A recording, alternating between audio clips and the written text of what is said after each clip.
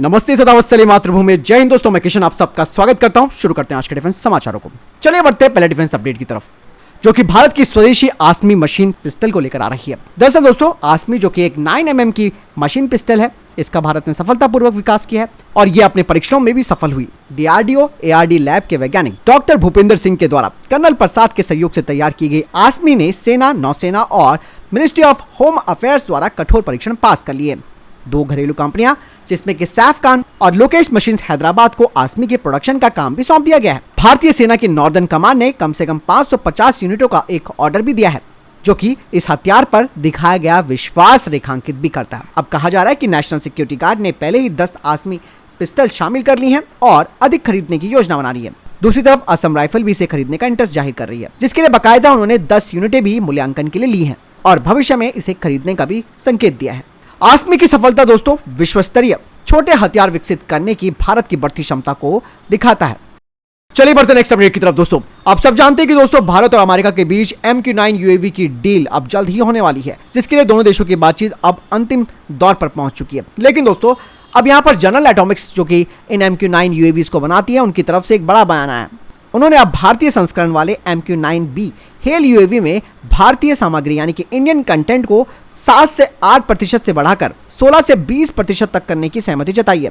हालांकि यह निर्णय उन्होंने तब लिया जब भारतीय रक्षा मंत्रालय ने इनके ऊपर प्रेशर दिया, और जैसे कि हम सबको मालूम भी है कि भारत अपनी तीनों सेनाओं के लिए 31 MQ-9B UAV खरीदेगा, जिसकी कीमत $3 बिलियन से अधिक है। अब दोस्तों, यहाँ पर स्वदेशी सामग्री का मतलब साफ है कि भारत मेक इन इंडिया पहल के अनुरूप इस डील को आगे ले जाना चाहता है। और यही नहीं दोस्तों, जनरल एटॉमिक्स ने इस UAV के लिए मेन लैंडिंग गियर असेंबली जैसे जो महत्वपूर्ण कंपोनेंट्स हैं, उनका निर्माण करने के लिए भारत फोर्स लिमिटेड के साथ पहले ही साझेदारी भी तैयार कर ली है।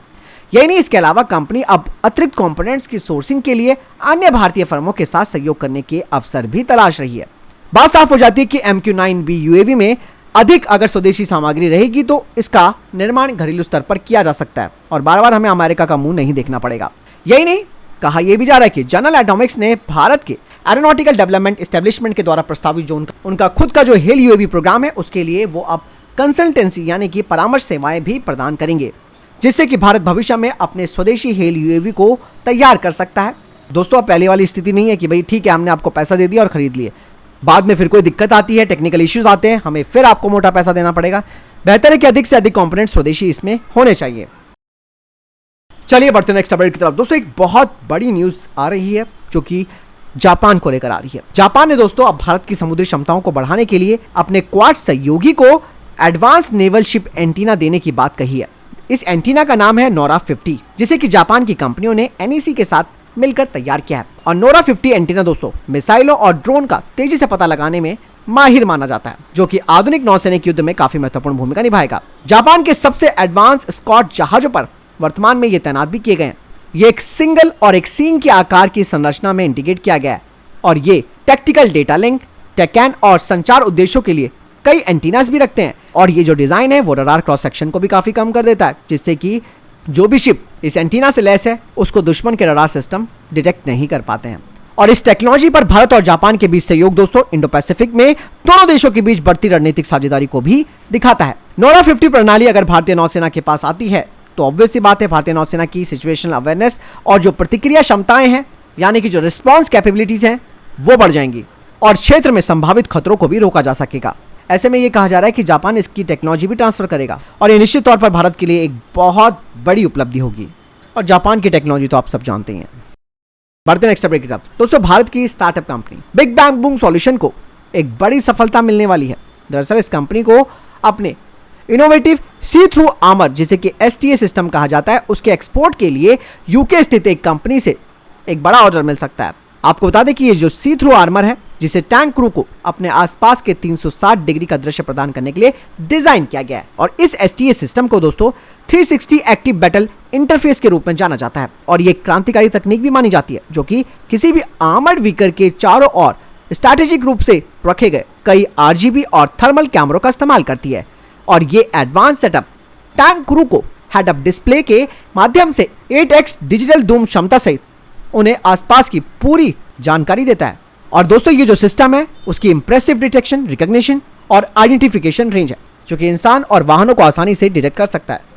दोस्तों अब हम बात करेंगे बिग बैंग बूम सॉल्यूशन के सी थ्रू आर्मर की, जिसे कि स्पेशली इंडियन आर्मी के टैंक्स के लिए बनाया गया है। ये किस तरीके से काम करता है और क्या इसकी स्पेसिफिकेशन है वो सर बताएंगे। तो सर ये सी थ्रू आर्मर कैसे काम करता है? ये हम एक जो है विजन सिस्टम है, ये सी थ्रू आर्मर। जब हम टैंक के अंदर होते हैं या बीएमपी के अंदर होते हैं, हमारे पास कुछ सोर्सेज होते हैं जिससे हम बाहर का ऑब्जर्व कर सकते हैं, लेकिन वो डायरेक्शनल होते हैं, लाइन ऑफ साइट। तो वैसे पेरिस्कोप होता है, उससे हम देख सकते हैं, अलग डिजिटल सिस्टम्स होते हैं, उससे हम देख सकते हैं। लेकिन ये जो चैलेंज हमें मिला था सी थ्रू आर्मर, ये बना था हमें बीएमपी के ऊपर विजन सिस्टम लगाने का। तो ये आप जैसे हमारा मॉडल देख रहे हो, इसके अंदर 2 कैमरास लगे हुए हैं, एक डे कैमरा है, एक नाइट कैमरा है। ये क्या करते हैं, जैसे हम 6 कैमरास टरेट के ऊपर, टैंक की टरेट के ऊपर लगा देते हैं डिस्ट्रीब्यूट करके। अब ये जो लाइव फीड आ रही होती है, इसको लाइव स्टिचिंग करके हम AR ग्लासेस के द्वारा ड्राइवर, गनर और जो पीछे लोग बैठे हुए हैं उनको लाइव फीड बाहर की देते हैं। अब लाइव फीड के साथ इसमें AI इंटीग्रेट होती है, आर्टिफिशियल इंटेलिजेंस, जो ये हमें बताती है कि कहाँ पे एनिमी का टैंक है, कहाँ पे गन है, कहाँ पे ह्यूमन है, कहाँ पे एनिमल्स हैं। तो ये सारी जब चीज़ें हमें AI एनेबल्ड चीज़ों से मिलती है, जो हमने इन्वेंट की हुई हैं, मतलब जो हमने बनाई हुई हैं। ये अभी हम BMP के ऊपर इसको लगा रहे हैं और T90 T72 के स्टडी फेज़ में है। जो स्टडी फेज़ में हम इसको तैयार कर रहे हैं और इसके बाद हम इसके प्रोटोटाइप स्टेज पे आएंगे T90 और T72। एक चीज़ आप पूछूंगा, इसका टेक्निकल एडवांटेजेस क्या मिलते हैं? ओके, इसका टेक्निकल कि हम जो है ओवर पावर करते हैं एनिमी को जब हम बैटल फील्ड में होते हैं। अगर मेरी 2 किलोमीटर से मेरे को अंदर बैठ के ये दिख रहा है कि कहाँ पे टैंक है एनिमी का, कहाँ पे और कौन सा फायर हो रहा है, उसकी साउंड से मैं बता सकता हूँ कि फायर कितने, कौन से शेल हो रहा है। प्लस जैसे अगर मैं BMP किसी वॉर जोन में जाती है तो मुझे नहीं पता होता है कि कहाँ से फायर आ रहा है, कहाँ से कोई गन मार रहा है, तो मेरे को AI कैमरा खुद बताते हैं कि यहाँ पे ह्यूमन है, ये इसके पास गन है। तो एक एडिड एडवांटेज है, एक सरप्लस मिलता है बैटल एनहेंसमेंट में। और ये जो छोटी छोटी चीज़ें होती हैं, ये बहुत बड़ा डिफरेंस क्रिएट करती हैं जब हम वॉर जोन में होते हैं। सर एक चीज़ और है, जिस तरीके से नाम है बिग बैंग बूम सॉल्यूशन, थोड़ा लगता है कि एक ज़बरदस्त नाम है और एक इंटरनेशनल नाम भी इसको कहा जा सकता है। तो कोई देश की ये जो चीज़ें स्वदेशी, इनके कुछ एक्सपोर्ट्स ऑर्डर्स भी आपको मिले हैं? जी सर, एक्सपोर्ट ऑर्डर हमारी बात बहुत कंट्रीज़ के साथ चल रही है, जिसमें हम दुनिया की जो इस टेक्नोलॉजी की जो मास्टर कंपनीज़ हैं, आज हम उनके साथ कंपटीशन पर, इंटरनेशनल फोरम्स पर जा रहे हैं सर। और जैसे मैंने आपको बताया कि हम 4 साल पुरानी कंपनी है, हमने स्टार्टअप स्टार्ट किया है। अभी हम धीरे धीरे स्टेप्स लेके आगे की तरफ जा रहे हैं। अभी हमने इंडिया में इसको केटर किया है, अब हम धीरे धीरे अपनी टेक्नोलॉजीज़ को, क्या होता क्या है कि जब इंडियन आर्मी कोई प्रोडक्ट आपका यूज़ करती है तो आपको इंटरनेशनली बहुत अच्छा सम्मान मिलता है। क्योंकि अगर आप दुनिया की सबसे बड़ी आर्मी को कुछ चीज़ दे रहे हो तो आप समझ सकते हो कि हर चीज़ वो चीज़ लेना चाहेगा। तो उसी वे में बहुत सारी कंट्रीज़ ने हमको अप्रोच किया है और धीरे धीरे कस्टमाइज वे से उनके लिए भी रिक्वायरमेंट्स तैयार की जा रही हैं। चलिए बढ़ते हैं नेक्स्ट अपडेट की तरफ। दोस्तों लेखा वायरलेस ने भारतीय सेना के सामने अपना advance low portability of interceptor यानी कि LPI रेडियो के साथ अपना सॉफ्टवेयर डिफाइंड रेडियो यानी कि SDR क्षमताओं का प्रदर्शन किया है, जो कि अब वायरलेस कम्युनिकेशन के क्षेत्र में काफी बड़ी प्रगति मानी जा रही है। और इस कंपनी की जो टेक्नोलॉजी है, जो कि शोर के स्तर से नीचे कम्युनिकेशन और 5000 हॉप्स प्रति सेकंड से अधिक की इंप्रेसिव फ्रीक्वेंसी होपिंग रेट का दावा करती है। बता दें कि इसके जरिए हमारे सैन्य अभियानों में बड़ी मदद मिलेगी, यानी कि भारतीय सशस्त्र बलों को अत्याधुनिक कम्युनिकेशन सॉल्यूशन प्रदान करने के लिए ये कंपनी इनोवेटिव काम कर रही है। बढ़ते नेक्स्ट अपडेट की तरफ। दोस्तों भारतीय प्रधानमंत्री नरेंद्र मोदी और वियतनाम के प्रधानमंत्री के बीच हुई एक मीटिंग के बाद कहा ही जा रहा है कि भारत ने वियतनाम को आकाश 1S एयर डिफेंस सिस्टम की पेशकश की है, वो भी टेक्नोलॉजी ट्रांसफर के साथ, जिसमें कि प्रोडक्शन भी वहां किया जा सकता है।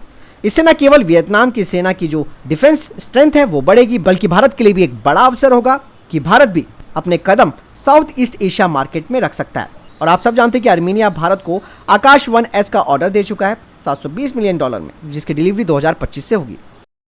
बढ़ते नेक्स्ट अपडेट की तरफ। दोस्तों पारस डिफेंस को 305 करोड़ रुपए का ऑर्डर मिला है लार्सन एंड टुब्रो से, जिसके तहत Paras defence system 244 advance sight 25 HD electro optics system की डिलीवरी करेगी, जिसे कि L&T के Sudarshan close in weapon system पे लगाया जाएगा। बढ़ते नेक्स्ट अपडेट की तरफ। DRDO दोस्तों अब जल्द ही स्वदेशी मिलिट्री कॉम्बैट पैराशूट का टेस्ट करने वाला है, जो कि करीबन 200 किलोग्राम का पेलोड ले जा सकता है।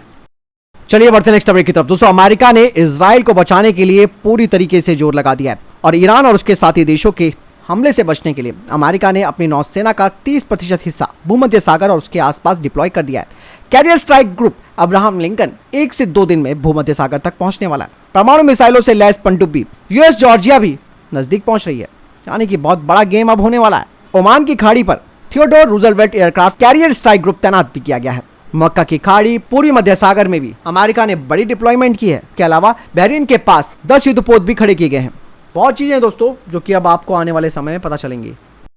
तो फिलहाल इधर देखिए टॉप डिफेंस अपडेट। वीडियो के सामने कोई प्रश्न जवाब है, आपका कोई सवाल है, कमेंट सेक्शन में लिखकर जरूर पूछ सकते हैं। वीडियो को लाइक और शेयर जरूर कीजिएगा। जय हिंद, वंदे मातरम।